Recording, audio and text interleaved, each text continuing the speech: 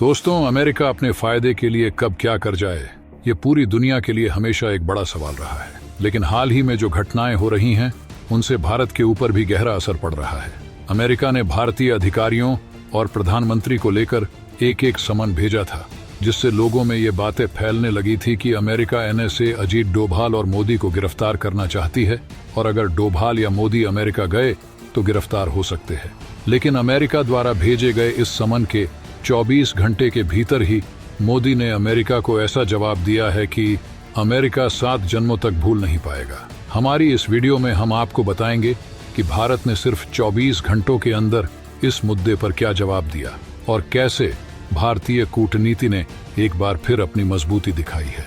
इस वीडियो को पूरा देखिएगा, क्योंकि इसमें आपको भारत और अमेरिका के बीच बदलते समीकरण की पूरी कहानी समझ में आएगी। लेकिन दोस्तों, अगर आप भी मानते हैं कि भारत ने अपने सम्मान और अखंडता की रक्षा के लिए जो किया वो बिल्कुल सही है, और अगर आप भारत की कूटनीति पर गर्व महसूस करते हैं, तो इस वीडियो को लाइक करिए और कमेंट बॉक्स में जय हिंद जरूर लिखें। जय हिंद कहना हम सब के लिए गर्व की बात है। दोस्तों, आजकल अमेरिका जो कदम उठाता है वो पूरी दुनिया को चौंका देता है। ऐसा ही कुछ हाल ही में हुआ जब न्यूयॉर्क स्थित US डिस्ट्रिक्ट कोर्ट से एक खबर आई जिसने भारत में हलचल मचा दी। दरअसल अमेरिकी कोर्ट ने भारत सरकार के कुछ प्रमुख अधिकारियों के खिलाफ समन जारी किया है, और इनमें कोई छोटे मोटे नाम नहीं है। नाम है हमारे देश के राष्ट्रीय सुरक्षा सलाहकार अजीत डोभाल का, जो भारत की सुरक्षा का बड़ा स्तंभ माने जाते हैं। इसके अलावा रॉ के एजेंट सामंत गोयल, विक्रम यादव और एक व्यापारी निखिल गुप्ता का नाम भी इस लिस्ट में शामिल है। ये वही पन्नू है जिसने इन सभी पर आरोप लगाया है कि भारत ने उसकी हत्या की साजिश रची थी। लेकिन यहाँ पर सबसे चौंकाने वाली बात यह है कि अमेरिकी कोर्ट ने इन सभी से 21 दिनों में जवाब मांगा था, पर भारत ने 24 घंटों के अंदर ही अपना जवाब दे दिया। अब इस जवाब में क्या कहा गया है उस पर आगे चर्चा करेंगे, मगर पहले समझते हैं कि आखिर यह पूरा मामला है क्या। अब जरा पीछे चलें। पिछले साल नवंबर में UK के मशहूर अखबार फाइनेंशियल टाइम्स ने एक रिपोर्ट पब्लिश की थी। इस रिपोर्ट में यह दावा किया गया था कि अमेरिकी एजेंसियों ने पन्नू के खिलाफ एक बड़ी हत्या की साजिश को नाकाम कर दिया था। पन्नू, जो कि खालिस्तानी संगठन 6 फॉर जस्टिस का प्रमुख है, उसके पास अमेरिका और कनाडा की नागरिकता है। ये वही पन्नू है जो हमेशा भारत के खिलाफ जहर उगलता रहता है। अमेरिकी एजेंसियों का कहना है कि भारत ने पन्नू को मरवाने की साजिश रची थी, ठीक वैसे ही जैसे हाल ही में कनाडा में खालिस्तानी नेता निज्जर की हत्या हुई थी। जब से निज्जर की हत्या हुई है, कनाडा और भारत के रिश्तों में खटास आ गई है। कनाडा के प्रधानमंत्री जस्टिन ट्रूडो ने तो सीधे भारत पर आरोप लगा दिए थे कि इन हत्याओं के पीछे भारत का हाथ है।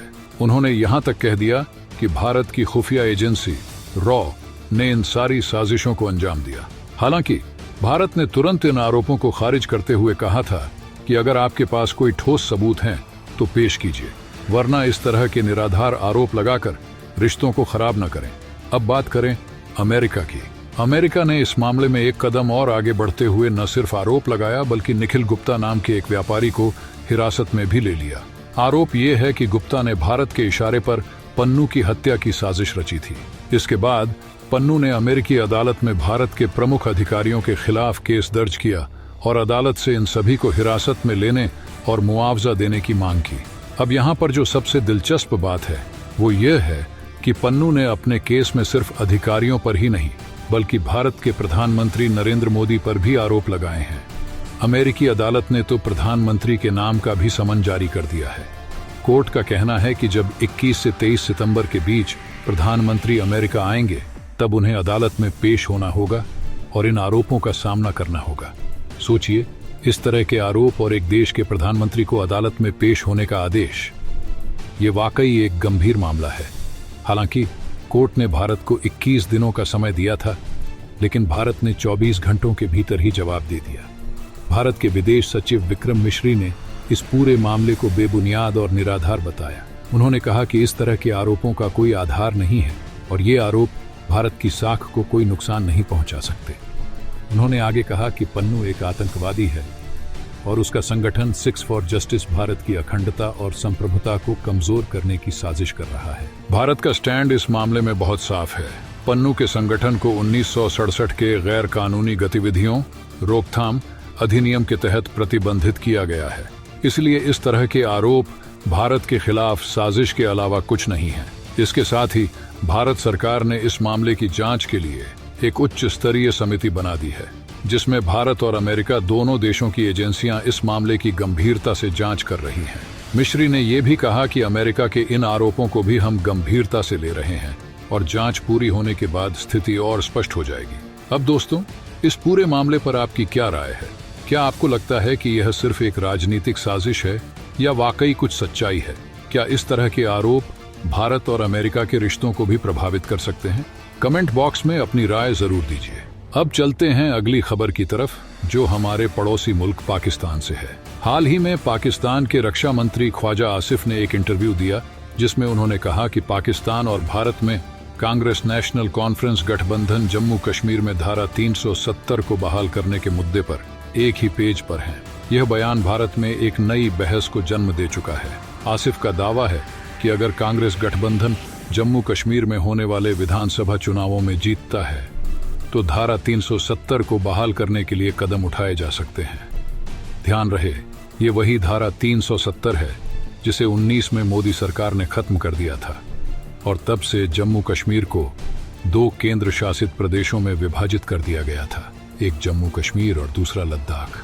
अब सवाल उठता है कि क्या कांग्रेस और नेशनल कॉन्फ्रेंस गठबंधन वाकई धारा 370 को फिर से लागू कर पाएंगे या ये महज चुनावी वादे हैं? पाकिस्तान का ये बयान ऐसे समय में आया है जब जम्मू कश्मीर में चुनाव होने जा रहे हैं और इस बार नेशनल कॉन्फ्रेंस का एजेंडा धारा 370 को बहाल करना है। क्या आपको लगता है कि धारा 370 का मुद्दा चुनावी नतीजों पर असर डालेगा? क्या बीजेपी इस बार कुछ नया करके दिखा पाएगी? अपनी राय हमें कमेंट बॉक्स में जरूर बताएं। अगर आपने यहाँ तक इस वीडियो को देखा है तो वीडियो को लाइक करें, चैनल को सब्सक्राइब करें और बेल नोटिफिकेशन को दबाना न भूलें ताकि आपको हमारी नई वीडियो के अपडेट मिलते रहें। धन्यवाद। जय हिंद।